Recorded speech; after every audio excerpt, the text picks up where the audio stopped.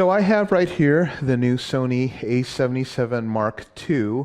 It's a reiteration of the original Sony A77, which was the first camera that had the translucent mirror and the ability to do the focus tracking, which was such an attractive feature.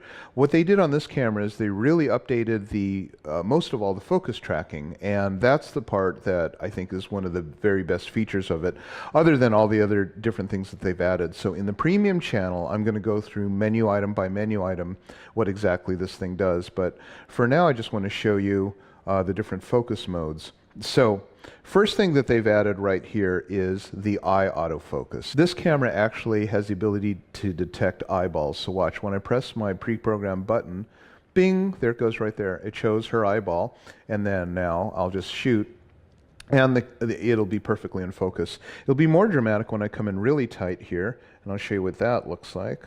So I'll come in super tight like that, and then we're going to find the eyeball, and there it is, and then it's in focus. And you notice that she's off the frame. And also what happens with this subject and object tracking is that your subject can move in and out of the frame, or other things can move in front, and it will track. And then this focus mode, which is called variable spot. So we'll go to menu, way over here, up to the camera, down, focus mode. Okay, so it's focus area.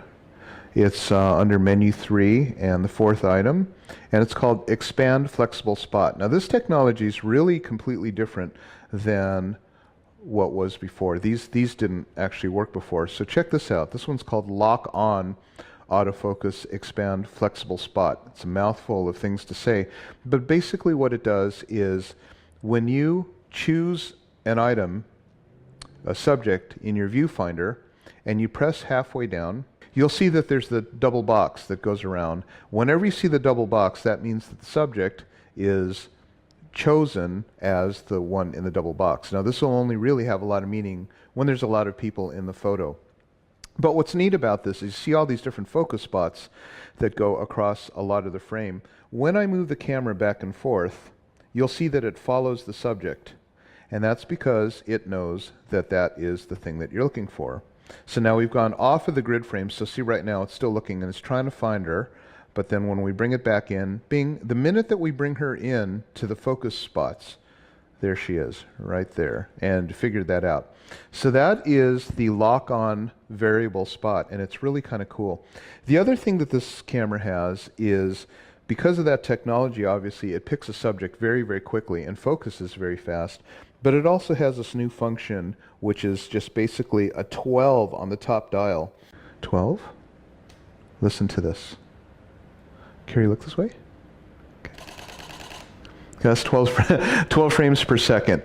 And the 12 on top, the reason why there's a special mode for that is because what happens is when you're shooting at 12 frames per second, the camera's aperture on the lens actually can't react fast enough to shoot that quick.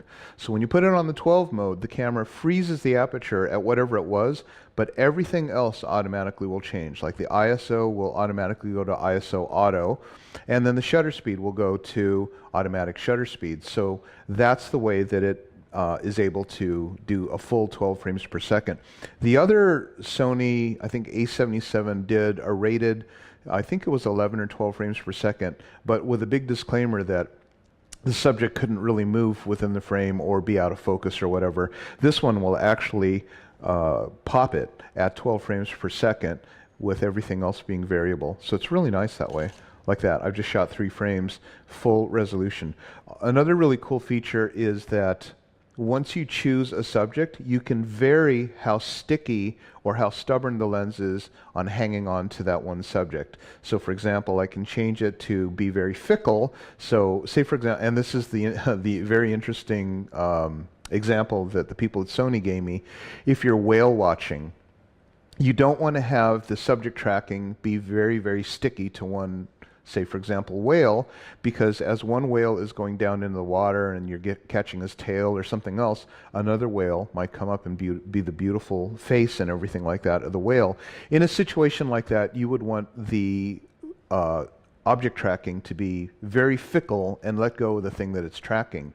But if you're shooting, say, a soccer player and one particular player and there's all these other soccer players running around, you want it to be sticky and hang on very tight.